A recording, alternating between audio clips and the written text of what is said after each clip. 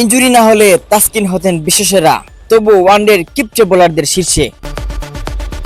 Taskin আহমেদও injury দুই শব্দ যেন একে অন্যের পরিপূরক। যখনই ভালো ছন্দে থাকেন ঠিক তখনই ইনজুরি এসে বাধা দেয়। নিয়মিত ম্যাচ খেলার সুযোগ পান না, অনেক সময় অর্ধেক ফিট হয়েও খেলতে হয়। তবুও গতির উপর নির্ভরশীল এই পেসার বাংলাদেশের স্পিড স্টার হিসেবে প্রতিষ্ঠিত।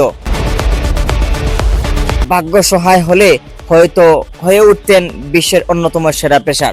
ইনজুরি না থাকলে কিংবদন্তির কাতারেও থাকতেন তাসকিন, এমনটাই মনে করেন অনেক ক্রিকেট বিশ্লেষক।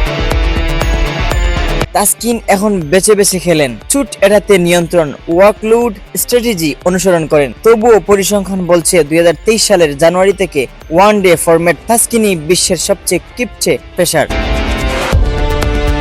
ভারতের বুমরাহ, দক্ষিণ আফ্রিকার রাবাদা বা সিরাজের মতো তারকা পেসারও আছেন তার পেছনে। সীমিত সুযোগেও নিজের সেরাটা উজাড় করে দিচ্ছেন তাসকিন, যা প্রশংসার দাবিদার।